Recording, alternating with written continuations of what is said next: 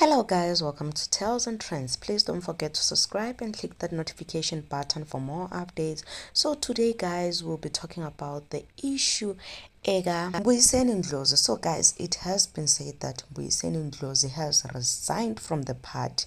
But guys, the EFF has dispelled rumors that mbuyiseni ndlovu is not leaving the party.